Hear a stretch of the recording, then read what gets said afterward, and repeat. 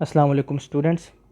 हमने last time user define function को read किया था और उसकी एक एग्ज़ाम्पल को समझा था। आज हम एक और छोटे से एग्ज़ाम्पल देख लेते हैं यूज़र डिफ़ाइन फंक्शन की, ताकि जो छोटे छोटे कॉन्सेप्ट में प्रॉब्लम्स आ रही हैं वो क्लियर हो सके। यूज़र डिफ़ाइन फंक्शन ये मेंशन था कि ये एक ऐसा प्रोग्राम का हिस्सा होगा जो प्रोग्रामर डिज़ाइन कर रहा है अकॉर्डिंग टू यूज़र रिक्वायरमेंट्स। तो यहाँ पर जो हमारे पास एग्ज़ाम्पल है उसमें भी कुछ इसी तरीके से यूज़र की रिक्वायरमेंट को फुलफ़िल करने के लिए एक छोटा सा प्रोग्राम डिज़ाइन किया गया है, जिसके लिए यूज़र डिफ़ाइन फंक्शन इस्तेमाल किया जा रहा है। एग्ज़ाम्पल में हमारे पास लाइन नंबर 10 पे लिखा हुआ है CLS, जिसका मकसद है क्लियर दी स्क्रीन। इसका मकसद क्लियर दी स्क्रीन है, लेकिन ये हम यूज़ क्यों कर रहे हैं या फिर हम उसको प्रोग्राम का हिस्सा क्यों बना रहे हैं। क्लियर स्क्रीन हमने फंक्शन में पढ़ा था कि क्लियर स्क्रीन जो कमांड है या स्टेटमेंट भी है, जो आप इसको कह सकते हैं, क्योंकि जब ये प्रोग्राम में इस्तेमाल होती है तो ये स्टेटमेंट कहलाती है, लेकिन वैसे ओवरऑल ये अपनी नेचर में कमांड है। क्लियर स्क्रीन जो कमांड थी, इसका मकसद था स्क्रीन को क्लियर करना, और हम इसको स्क्रीन को क्लियर करने के लिए इस्तेमाल करते हैं।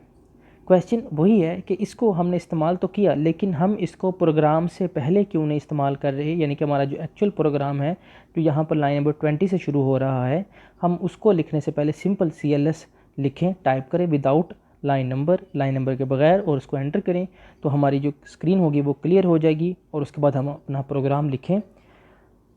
तो ऐसे सिचुएशन में भी हमने जो है वो ये तरीका नहीं अपनाया। हमने सिंपली स्क्रीन को क्लियर तो किया, लेकिन हमने इस CLS कमांड को प्रोग्राम का हिस्सा बनाया।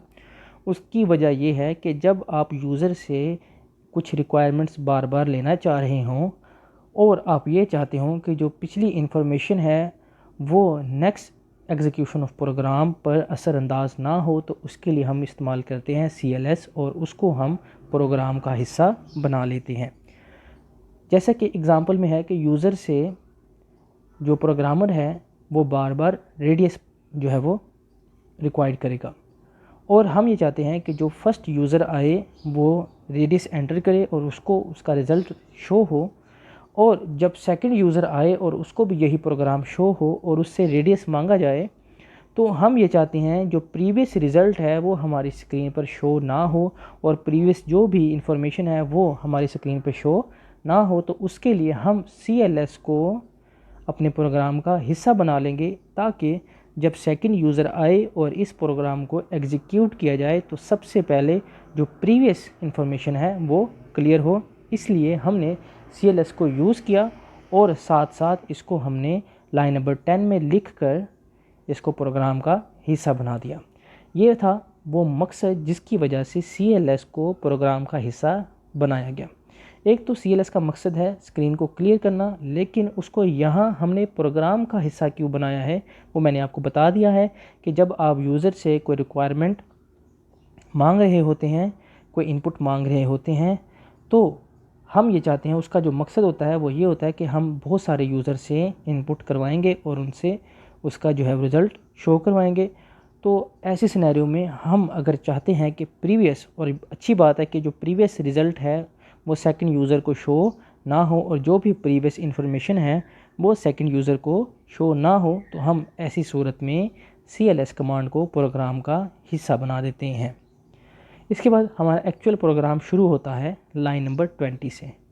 लाइन नंबर 20 पे हमारे पास एक वेरिएबल है PI, यानी कि पाई के नाम से, और उसमें हमने जो वैल्यू लिखवा दी है वो है 3.1415।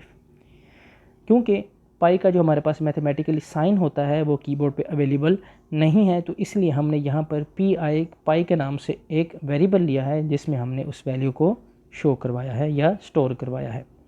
इसके बाद लाइन नंबर 30 पे हमने अपना एक्चुअल यूज़र डिफाइंड फंक्शन लिया है जिसका नाम है DEFDFNR। इस यूज़र डिफाइंड फंक्शन का नाम जो है वो R है। मैंने आपको पहले भी मेंशन किया था कि DEFFN के बाद जो वर्ड होता है वो फंक्शन नेम है, और यहाँ पर वो FN के बाद क्या वर्ड है, R, और इस फंक्शन का नाम क्या है, R। इस R फंक्शन को, या इस फंक्शन को जिसका नाम R है, उसको एक वैल्यू पास की गई है x की सूरत में, और वो फंक्शन हर मर्तबा उस x की वैल्यू का पहले स्केयर लेगा और उसको मल्टीप्लाई कर देगा पाई के साथ, और वो वैल्यू स्टोर हो जाएगी इस फंक्शन से रिलेटेड। इसके बाद लाइन नंबर 40 में क्या हो रहा है कि प्रिंट हमने किया है, इनपुट लिया है रेडियस, और यूज़र से हमने रेडियस मांगा है, और वो वैल्यू रेडियस जिस वेरिएबल में स्टोर होगी वो है RAD, या सिंपल आप R भी लिख सकते हैं, लेकिन यहाँ पर R यूज़ नहीं किया गया क्योंकि फंक्शन का नाम है R। इसके बाद लाइन नंबर 50 में लिखा हुआ है print circle area is double question mark और उसके बाद सेमी कॉलन, और उसके आगे लिखा हुआ है FNR और रेड यानी कि RAD, और इसके बाद लाइन नंबर 60 में हमारा प्रोग्राम एंड हो रहा है। यहाँ पर क्या होगा कि यूज़र ने जो भी वैल्यू एंटर की